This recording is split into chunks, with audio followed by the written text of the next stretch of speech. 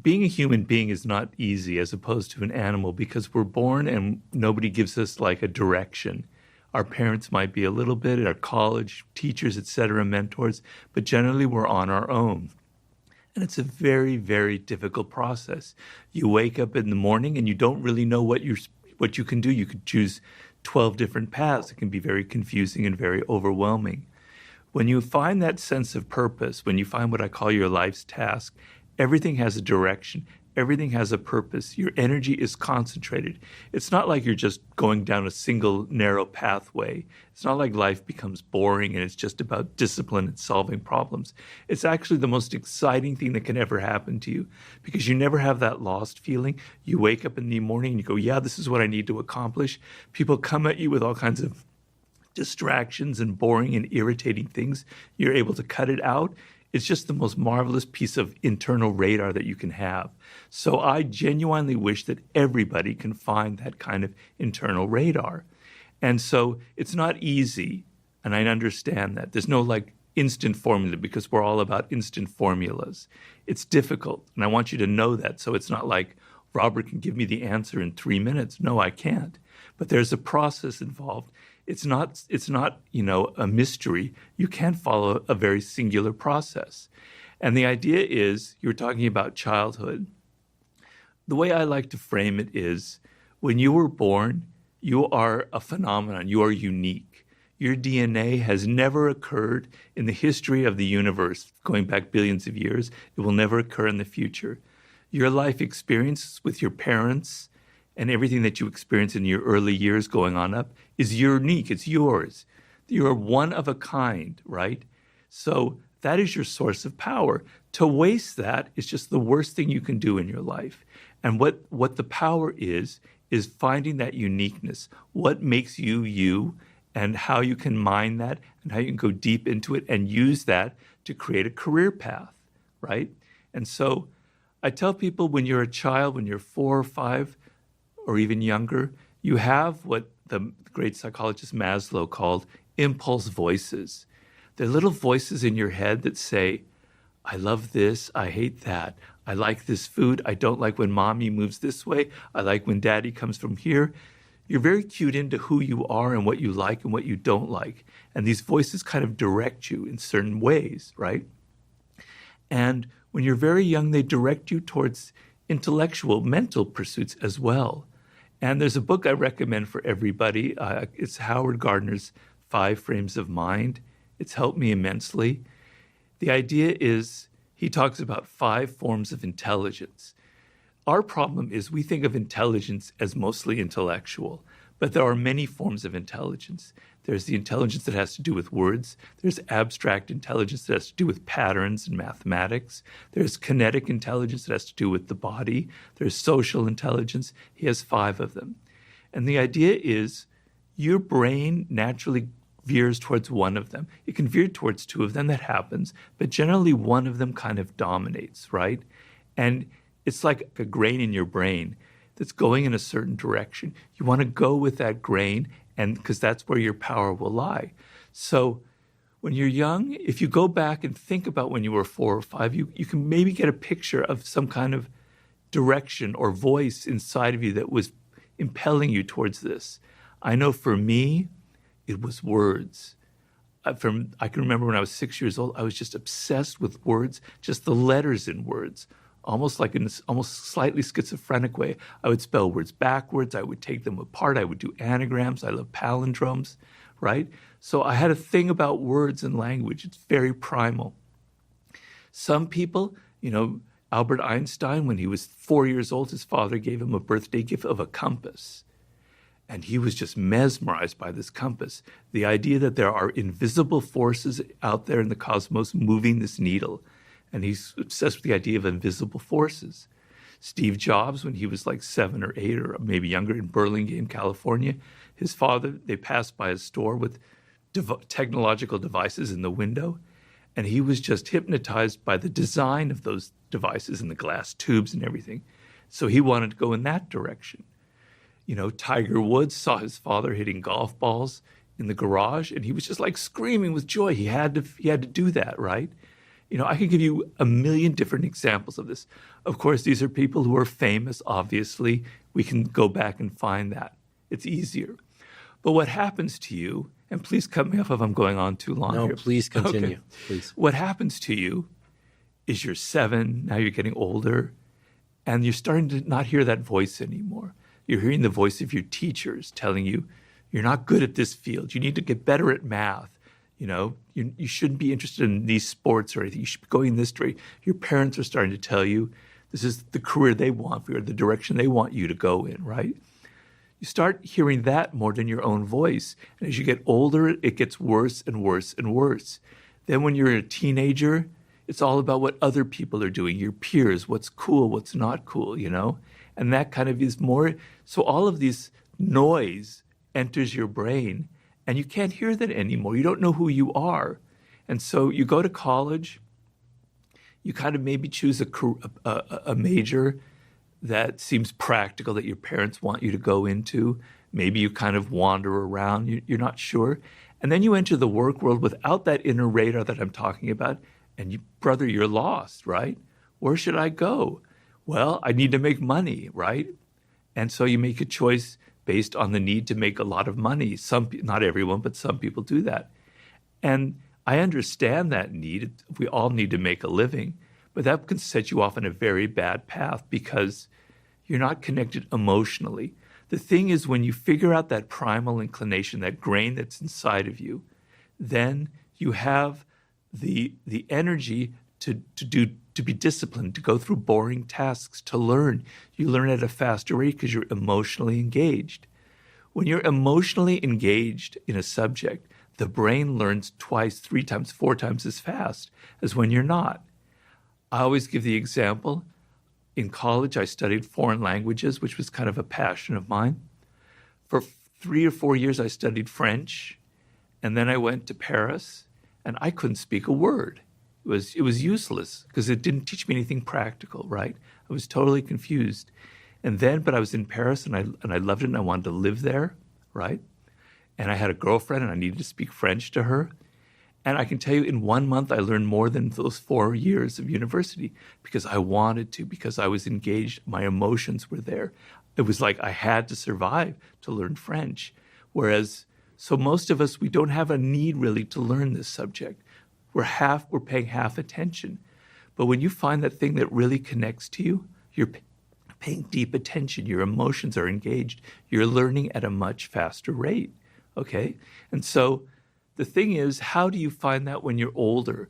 When you're 21, I give people a lot of help, and it's usually not so difficult. We can go through that process.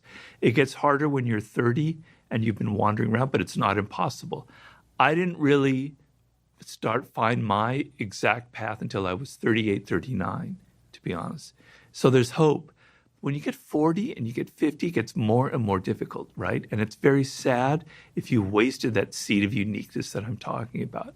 And I tell people there are ways of going back, and we go through a process like archaeology. We have to dig and dig and dig and find those bones from your childhood that indicated what you were meant to do. But when you find your life's task, everything opens up. It doesn't mean you figured out, okay, I've got to aim for this particular job when I'm 28. That's not how it works. It gives you a sense of direction. You can try different things. You can experiment. You can have fun when you're in your 20s. You're going to learn skills. But it gives you an overall framework instead of, whoa, all of this confusion, this chaos, social media, the internet, I could go here, here, here. You're lost at sea. It gives you a very important sense of direction, a compass. As you describe this, I have this image of, you mentioned animals that presumably don't have a lot of flexibility in terms of the niches they can exist in. But the way I imagine this process is that as a human, we're plopped into a environment, and here I'm using analogy, where we don't really know if we are an aquatic animal, a terrestrial animal, or an avian, right? Or an amphibian. Or an amphibian, for that matter. And to make the wrong choice, right? To be an amphibian who's trying to fly, although I'm sure they're out there in the animal kingdom, it's not just a waste of time. It's probably deadly. Yeah. And not to over-dramatize the failure of finding one's purpose, but I see it that way. Whereas perhaps we could just say that the process of finding one's purpose is to realize like, I'm an amphibian. I can go in and out of water, whereas a bunch of other creatures around me stop at the water's edge. Right. Right. And this is really cool. And a bunch of these other things, like these flying things, that they can't actually even go in the water. Right. Some of them might, be on the surface or dive into it, but they can't do what I can do. So the process of self-discovery, it sounds like, is about restricting one's choices to a sort of wedge within the full landscape of options. And, for me, I can certainly recall, after reading Mastery, it helped me recall some early seed emotions that I experienced as a very distinct sensation in my body. Can you describe that? Yeah. Well, without making it too specific to my unique tastes, as a kid, I loved flora and fauna. I loved learning about biology. Sure. Again, no surprise there. But animals and how they move in particular, and fish, and going to a proper aquarium store for the first time for me, and going snorkeling for the first time was like, wow. And even as I describe it, it's almost like my body floats. I feel it in my left arm of all things. And it feels like there's something to do about it. It's not just that I'm in observation of things that delight me. Right. It's like there's an activation state created within me. Like, I got to do something with this. And typically it's tell everybody about it until they won't listen anymore. But oftentimes it's to also draw those things, to think about them, and I just delight in them. It's a constant source of delight. And so seeds such as those, and there are a few other things in that landscape of flora and fauna, and learning about animals and biology, including the human animal, and then organizing information feels so satisfying to me. It's like a drug that, and so it just feels like this, eternal spring of life, right? And so for me, that's what it was.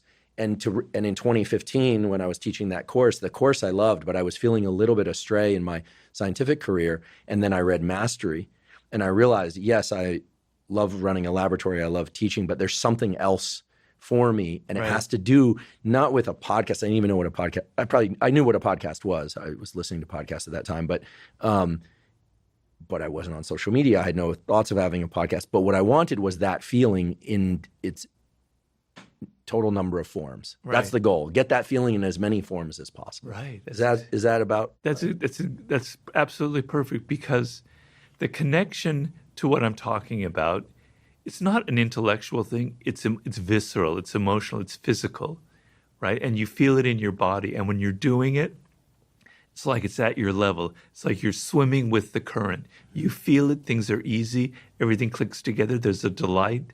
Not everything is going to be delightful. There's going to be tedium involved. There's going to be moments of boredom. But you're able to withstand the moments of boredom because you feel that deep overall connection. So yes, that's precisely what I'm talking about. I mean, for me, it's a little bit a similar thing. Is I said about words, but the other thing that I was obsessed with when I was a kid was early human ancestors. Don't ask me why. I just was so obsessed with our ancestors millions of years ago, and how it's possible to be living here in the 60s or 70s with cars and everything, but to come to where we are now. And I wrote a short story when I was 8 years old about a vulture. It was written from the point of view of a vulture watching the first humans kind of emerge on the planet. I'm sure it was absolutely awful, dreadful. But the weird thing is, I'm writing a new book, and all I'm doing in that book is going into early humans. And I feel like a kid again. I'm so excited. I'm so happy. So I can very much relate to your story. You mentioned these 5 different forms of intelligence, or frames of mind, as you referred to them. And I'm certainly aware that I lean towards a more intellectual interest, although, as you pointed out, the excitement, the delight is visceral. Yeah. And the actions are actions. They're of the body, ultimately. Right. One has to draw, speak, write books, et cetera, to transmute that excitement into something real. For people that are not as intellectually tuned, but maybe are kinesthetically tuned, for instance, I can only wonder what that's like. I'm not completely uncoordinated, but I don't think I have a kinesthetic attunement or frame of mind. But I've, for instance, had a podcast listener mention that they think in feels, that they literally experience thought as as sort of a patchwork of bodily sensations. Right. And that thought for them is not of the stuff from the neck up, but only from the neck down, which to me was really intriguing.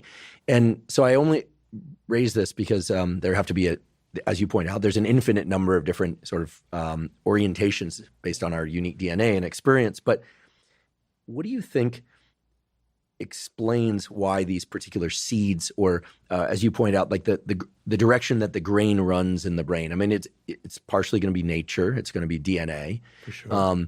but we're talking about this as if there's some exciting or awe-inspiring or delightful thing that captures us. Can it be the other way too? Can it be, one has a bad experience as a child in an intellectual environment and then decides, I'm going in things of the body feel good. Things of the mind, of intellect feels bad. And does it matter whether or not we are drawn to our purpose by recognizing what we love or what we hate, or are both useful? Oh, they're both very, very useful. A lot of intelligence is nonverbal. We think in terms of images. We're very much infected by the emotions of other people. So I know, for instance, my mother is very, very interested in history. She's obsessed with history. And I probably absorbed her interest in history. I don't think there's a gene for that interest, So you're going to absorb things from your parents as well. So it's not all just genetic. But yeah, what you hate will will have a big thing. But the problem with doing that is, if you go into a direction and you're in elementary school, et cetera, and they force you to learn math and you hate it, what it tends to do is it turns you off from learning in general. You think, I don't want to be disciplined. I don't want to go through anything because it's painful. It doesn't lead anywhere. It's not me. It's frustration. It turns you off from learning in general. So it's really, really important for a child to have the love experience as early as possible so that they can know what they hate and why they hate it, right? And then they can rebel and they can go into that field, as opposed to, I hate learning, I hate discipline, I hate studying, I hate trying things over and over again. If you're kinesthetically oriented, and a part of me, I understand that because I love sports, is you have to practice. It's going to take a lot of, you're not going to instantly be good at something, right? And that's going to require a love of it, right? But if your math experience, because I hate learning shit, it's going to transfer to sports. You're going to hate discipline in general. So it's very important for parents to let that child have at least glimmers of that love moment. I know for me, when I finished college and I entered the work world, I had to get a job. I worked in journalism. I hated it. I hated working for other people. I hated office politics. I hated all the egos. I hated the smarminess. I hated the lack of quality. It was all just about, making money and getting things out there. And then I worked in Hollywood. I hated Hollywood. I hated working in Hollywood. That formed me very much, made me go in the direction that I went in, but only from the basis of I knew that I wanted to be a writer. So, that's very important, that it's not just hate. It can form you, but there also has to be that positive, deep emotional love of something that also is grounded in you in some way. Yeah, what you just said really highlights the fact that energy and motivation can come from either pressure, desire for something or desire to get away from something. Right. And earlier when you were talking about how we are so much more engaged and driven towards things that stir us emotionally, and actually we know, based on the neuroscience, as you know too, I'm sure, that only by the release of certain neurochemicals in the brain and body would our brain have any reason to change, right? If you don't feel agitation and you can do everything that you're trying to do, of course your brain wouldn't change. Like, why would it, right? That agitation is a signature of the neurochemicals that are saying, hey, something's different now. Right. You might need to do something different, including rewire yourself, right? And that can come from positive or negative experiences. Of course. Now, I'm obsessed with this idea of energy. I mean, we all want to have more energy and focus. And normally we hear about the concept of energy in the context of caloric energy, like what should we eat and when and how much, and we need to get sleep. But what you're really referring to is neural energy, like the engagement of ourselves that's, sitting there ready to be engaged, but it requires the right experiential macronutrients, right? The experiential micronutrients, as opposed to, of course, we need good nutrition, but that's not sufficient. It's necessary, but not sufficient. So would you say that when we are, let's say, since a good number of our listeners are in adulthood, from our 20s on, that the things that excite us as adults that really generate some feeling of readiness or grab our attention are still informative toward guiding our decisions about best life and life purpose? Well, what exactly do you mean by that? I mean, because there are things that excite you in a kind of a quick way, where you have to relieve some tension, and there's entertainment, and there's things that kind of give you pretty immediate gratification. And there's the larger picture of something that will give you fulfillment over years to come. So you can feel that when you're older and you can pay attention to it. But a lot of the time we're paying too much attention to the immediate pleasures of life, to what gives us instant gratification, and that's what we're grabbing for. So this is a much more kind of deeper process that involves that digging that I was saying. It's deeper than just kind of, I like this, I don't like that, kind of thing. It's more something macro than just that. And so when you're in your 20s or in your 30s or your 40s, you want to be paying attention to yourself. And the problem with people in the world today is you're not paying attention to yourself. You're not inside your own head. You don't hear those voices. You don't hear what you love, what you like anymore, because, as I said, there's so many of these other distractions going on. And so you're always attuned to what other people like, right? Because you're in social media. This is what people are following. This is what they're interested in. As opposed to disengaging, backing off from that and looking at yourself and going through the process of, that's not me. Actually, I don't really like that, And so what you're talking about is, I think, very profound, is levels of frustration or anxiety are definite signals that you must pay attention to, that they're telling you this isn't a good direction for you. This is a waste of time for you. And in general, I tell people, self-awareness, being able to hear those voices, to understand that your frustration is telling you something. And sometimes you just act on it without understanding it. But understanding why you're frustrated, why you don't like your career, why you're not happy about where you're going is the key to everything. It will open up, it will actually be able, even in your 30s, to return you to that childhood inclination.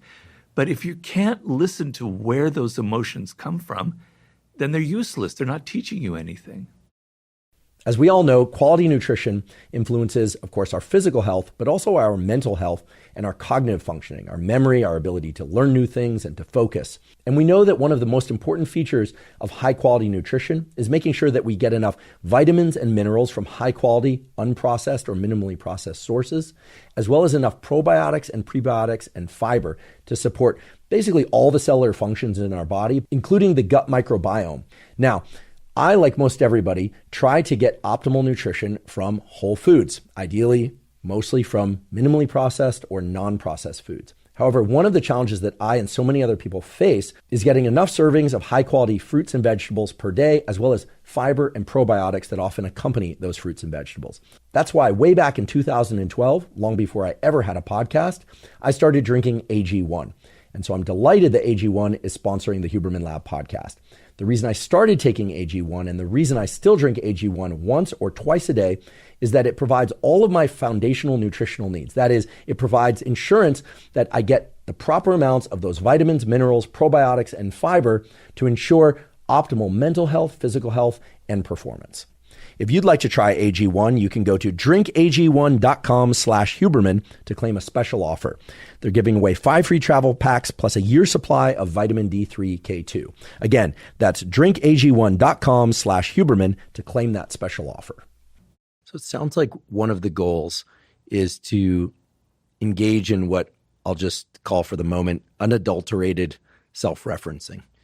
Unadulterated in the all senses of the word, because as a child, as you point out, at stages of life that are before puberty, they're literally pre-sexual, which I think is important, right? Because puberty, to me, as a neurobiologist who started off as a developmental neurobiologist, I can tell you that puberty is the most profound transformation that the brain undergoes Oh, for sure. in the entire lifespan. There's just absolutely no question about it. Everything is different after puberty because of all of the new relational dynamics that become apparent and our potential involvement in them. Yeah. It's not talked about enough how dramatically puberty changes the brain. Sure. I mean, we are different people before and after puberty. Hormones that are suddenly raging. The hormones are there, and it's not just changes in how we view the world, but changes in how the world views us. Yeah. And not just through the lens of sexuality, but also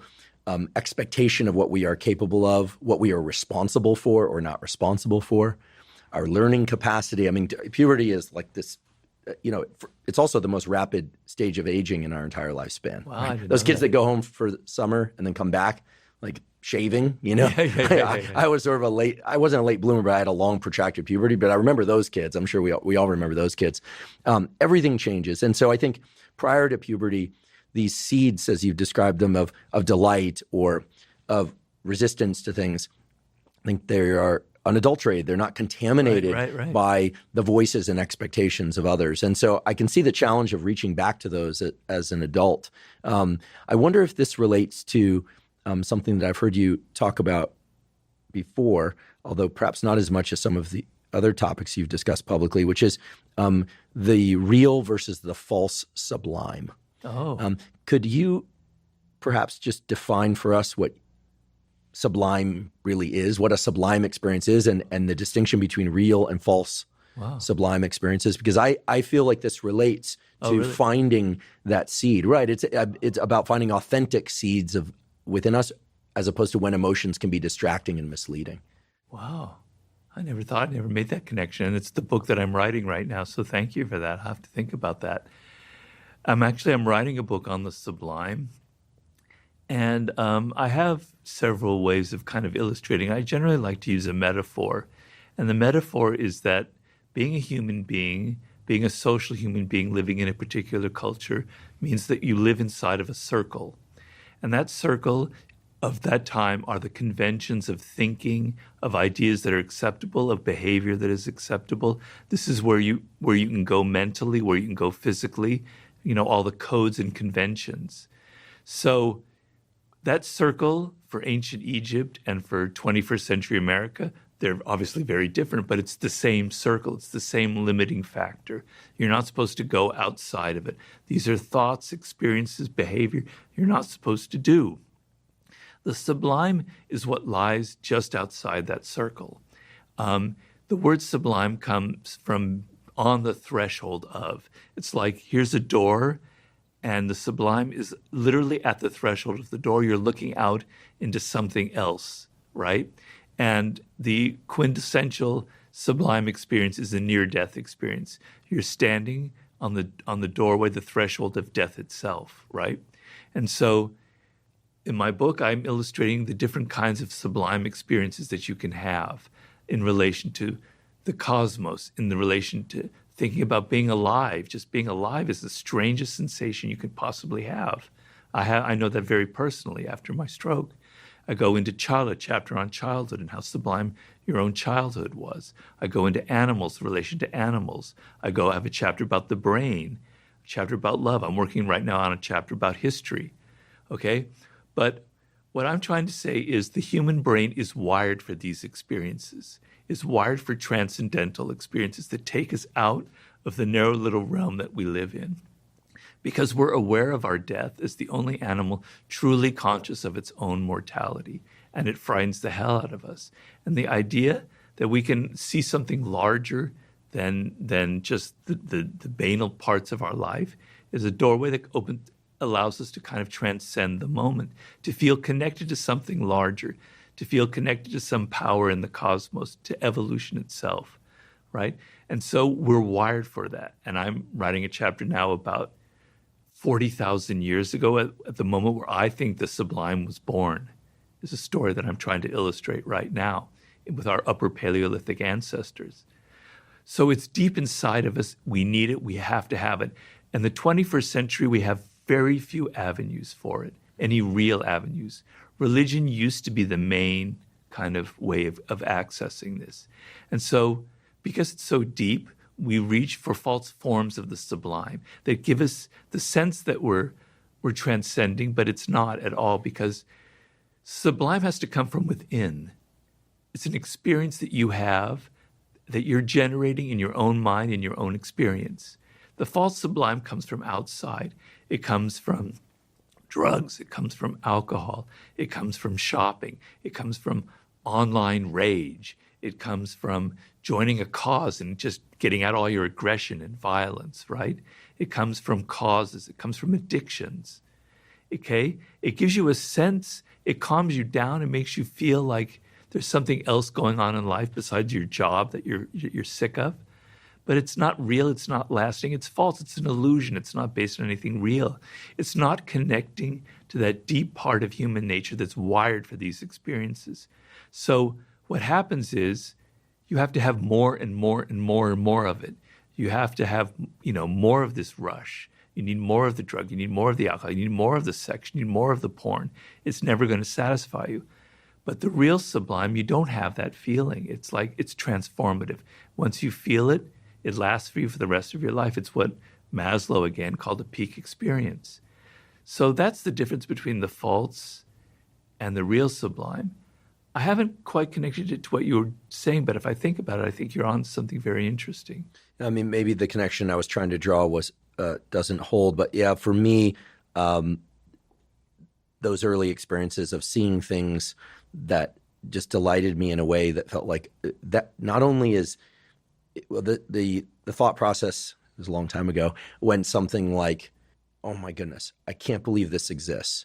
This is so cool. This is the coolest thing. And so clearly create an activation state within me. But then there was also a thought and a feeling of, again, a lot of this is sort of pre-verbal. It's not truly pre-verbal. I could speak at that age, but it was, that's of me and I'm of it, right? There's a connection there. And then it was, there's something to do about this. The activation state created in the body was, I need to learn more about this. I need to tell people about this. I need to think about this. I need more examples of this and see whether or not they're all like this, et cetera, et cetera. So certainly it meets some of the criteria of a sublime experience. Definitely. And I knew, again, when I was in graduate school and again when I was this young professor about to transition to tenure, that I knew it was going to do something different. It was as if I was on the threshold of something, but I didn't know what that next thing was. But I could trust it because of that early experience of knowing that's the thread. Like I'm an amphibian. This is my environment. Yeah. And you're an amphibian too, right? Yeah. And we're different amphibians, but we're going to be amphibians together. Right. And there's a permanence to it. It does seem to transcend time. I'm obsessed with time perception, so I have to be careful not to go off on a tangent about that. Too. But the human brain's ability to fine slice or macro slice time is incredible. And it's been said of not just addictions, but also interactions with toxic people that they murder time, that humans have I think it was Jung, I'll look it up, but one of the great psychologists said something to the extent that addictive behaviors, thought patterns, substances are humans' attempts to murder time so that they don't have to address their mortality. Yeah. And that's always made a lot of sense to me. Yeah, we say kill time is our expression. Kill time through passive engagement, but also kill time through trying to get overwhelmed or overtaken by an experience or a substance. As opposed to when you're truly connected, you have that sense of flow, and 3 hours can pass by and you're not even aware of it. So time is a totally subjective experience. It can be extremely slow and tedious and you feel very depressed, or it can pass by, but it passes by without you even noticing it, and it's a wondrous experience, When I'm deep in my writing, I'm not aware of the time passing. I'm so involved, I'm so immersed. It's a deeply, deeply pleasurable experience of time. It is sublime. And so I agree with you. I think your distinction is very interesting. I'm eagerly awaiting your next book, but we won't rush you. Well, I'm so immersed in it that I could talk for hours, because I also have a chapter in there about what I call the daemon, which is like that voice inside of you that speaks to you. And I'm writing a whole chapter about how sublime that is when you connect to that voice. So you are spot on. There is something very much connected to mastery in this book, but it's the next chapter that I'm writing. Fantastic. I can't wait. I can't wait. I'd like to shift slightly to a topic that you've written extensively about, which is power. And not just power, but also seduction, which you've written extensively about. And of course, you've written about finding one's purpose. So tell me if the framework that I've just given myself liberty to create is an accurate one. And if it's not, I'm hoping that it's not in perhaps some interesting ways. So to me, you talk about, and we will talk about, power as a resource. It's something that it's there as a resource. It could be used or not used.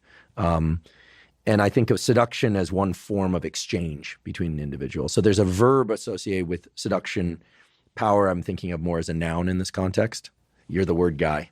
And then, purpose is really about finding to what end or ends one is going to devote power, seduction, and the other forces that allow human beings to interact with each other in the world. But power as a resource that can be expressed in different ways and accessed in different ways. Maybe we could just explore that a little bit, because, when we hear the word power, I think a lot of people kind of brace themselves, like, here we go, someone's going to try and have power over me. This is about manipulation, and so on and so forth. But I learned pretty early on that every career endeavor, there are power dynamics. There's mentor-mentee. There are teachers and their students, and both have power. In romantic relationships, there's a power exchange. There are yeses and there are nos. There are maybes. There are covert and overt contracts. Yeah. I'll do this because I want to. Right. You'll do this because you want to. Great. Sounds great. Overt contract. There are also covert contracts. Well, I don't feel safe doing that. So what I'll do is I'll take something from the interaction that you're not aware of, so that I can sort of ease my sense of danger and give myself the illusion of feeling safe, and all sorts of kind of complicated human dynamics that have to do with us having this forebrain thing that can do all of that gymnastics. So maybe we could start very simply by just saying, how would you define power in terms of its functional definition, like in interpersonal relations? And then why do you think power is so essential to all relationships? That's really what I'd like to get to. Why is it so essential? Why couldn't it be something else? Well, the way I define power is I try and take it away from that kind of negative context that most people have and that you brought up. And I bring it to something very primitive and very primal. The way the human being is wired, the feeling that we have no control over our environment. And in the earliest period, it was literally over our environment and wild animals and nature and the climate, etc. But now the sense that you have no control over your career, over your children, over your parents is deeply, deeply immiserating. And it compels us to act in certain ways, either attempts to find positive ways of power or doing what you call covert ways of getting power, passive-aggressive. Traditionally, passive-aggressive means. So it's deeply wired in us to want a degree of control over the immediate environment and immediate events. We can never have complete control, and the idea of having complete control is nonsense, and it would actually be very ugly, because you want a degree of letting go and letting circumstances come to you, et cetera, et cetera. So the sense of you want to feel like, with other people and relationships, that you can influence them, that you can move them in a certain direction, either to get you to love you and treat you better, or either to stop annoying, irritating behaviors, or either to, wake up and find and do productive activity if it's your children, etc. You want to have the ability to influence people, to move them in a certain direction, either in your interest or in their interest, right? And once you have that need, and every single human being who's ever lived has that need, and we often don't recognize it because we're embarrassed by it. We're embarrassed by our desire for power, for our need to control. Every human being has it, right? And it's not easy because human beings are complicated. If you say, do this, and you're talking to your son, he'll do the opposite or he'll do something else. You can't just force people in a direction, right? By being overt and telling them this is what you need to do, you create resentment, you create an enemy. They may say, yes, daddy, yes, husband, I'll do what you say, but they're going to resist you deep down inside, right? So people are tricky. They wear masks. They pretend to say one thing and they do another. They have their egos, and you inadvertently wound their egos or trip them in some way, and they react in a way that you don't expect. And so power is this kind of invisible realm that envelops society where people are continually battling each other and struggling in it, but no one is like talking about it. No one's being overt about it. No one's saying, this is exactly what I'm trying to do.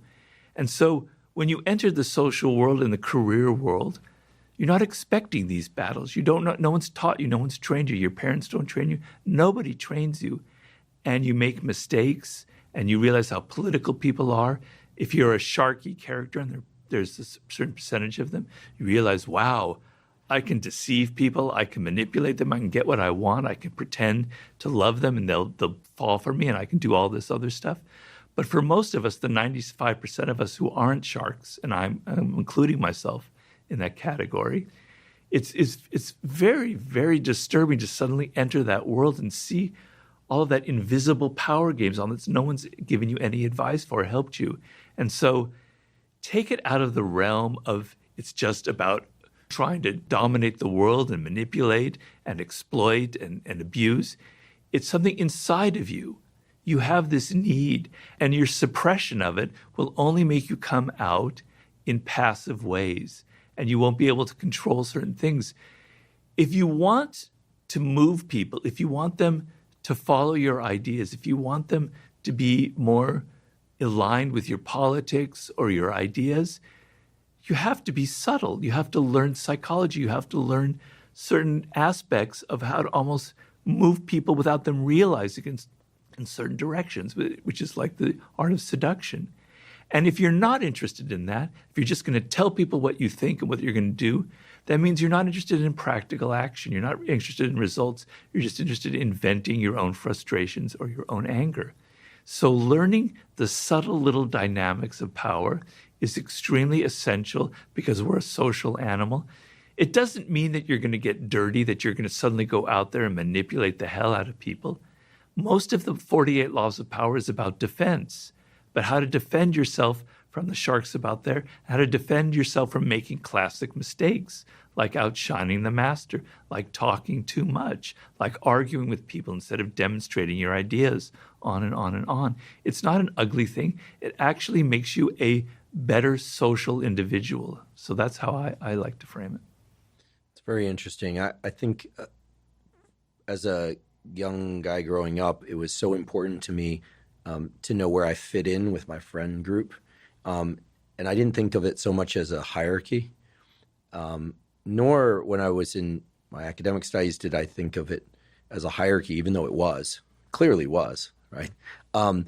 So much as the goal was to figure out where was my unique slot that I could do the most good for myself and others. Right. You know, kind of finding my spot. I don't want to say on a shelf because it gives an image of something vertical, but let's make it lateral. Lateral arrangement of different people with different strengths, different life purposes, trying to figure them out. You know, where should I be in order to express that and also feel connected to others? And in order to do that, I realize now, based on your answer, I did have to figure out, who's trying to have power over, who's pretending that they don't want power but is actually exerting power, these sorts of things. And there's an incredible peace that comes from knowing that one is in the correct place, both profession, interpersonally, in relation to oneself, but also in the context of one's peer group. It's kind of knowing, this is where I belong. Because trying to gain power when one is trying to move to a position that isn't right for them or in a way that isn't right for them just seems so energetically costly. Yeah. It seems like a waste of a life, frankly. Right. Trying to gather resources simply to have them to give the illusion of power, but then being afraid of losing them just sounds like a recipe for misery, as you pointed out. Yeah. Whereas figuring out where am I most powerful in the benevolent sense of the word, that seems like a good pursuit. Well, it's connecting up to mastery again and finding your life's purpose. I knew when I was young that I couldn't exert physical power because I was a skinny little runt, and I wasn't bullied, but people would kind of pick on me, et cetera, et cetera. So I veered towards intellectual pursuits where I could have power. And in the end, you might have been a jock and you might have done well in high school, but look at me now. I'm not saying that it's a beautiful thing, but that's part of human nature, the desire to actually, prove yourself and find that niche that you belong to, so you don't have that kind of that sense of inferiority, which Alfred Adler, the psychologist, describes very eloquently. So a lot of it is kind of compensating when you're a child for things that are your weaknesses and finding what you're so good at that you do have that power and people can't bully you, right? And you're like now a famous neuroscientist, whereas they're like, who knows what they're doing kind of thing. So power definitely is connected in some way to that inner sense of what you were meant to do. And you feel it with the ease and the connection that comes from it, right? So I can honestly say that my dislike of working for other people and office politics and egos, I now have an existence where I don't have to deal with any of that. And I'm so blessed, and I wake up every morning and I pray to God, thank God I found this, because it's the perfect lifestyle for me. Yeah, can be accurately described as an intellectual beast. So it's which is like a compliment, right? We hear the word beast and we think a ferocious beast trying to harm others. But I'm happy being a beast. Yeah, and so I think finding where we can be a beast, and for some people that's painting or gardening or whatever it might be. I think is again ties back to these issues of or this quest for mastery. Seduction is also a very loaded word, right? It's even more uglier than power. Because seduction kind of drips with the idea that somebody is tricking someone else into doing something that they otherwise would not want to do. But seduction is both our propensity to do it and to have it done to us is hardwired into our nervous system and has a lot to do with the hypothalamus and a bunch of other areas that I won't bore us with the nomenclature. But seduction, to me, implies some sort of exchange. I suppose we could seduce ourselves through denial or convincing ourselves that of something. But more often than not, when we talk about seduction, we're talking about an interaction between two or more people. So what are some of the core principles of seduction? And if you care to play anthropologist a bit and a neuroscientist, I would invite that. Why do you think we have neural circuits in our brain that allow us to seduce and be seduced?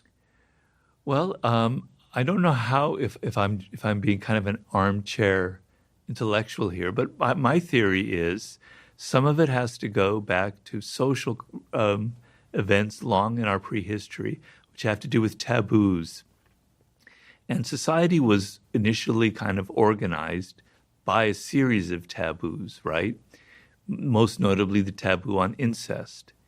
And what happened, this is just not my theory, it's the theory of the Malinowski is that I pronounce it, is that the moment a taboo enters the human brain, like you're not supposed to sleep with this woman, the desire arises inside of you to actually sleep with that woman. The sense of no, the sense that this is prohibited, stirs the desire, stirs the contrary impulses in humans.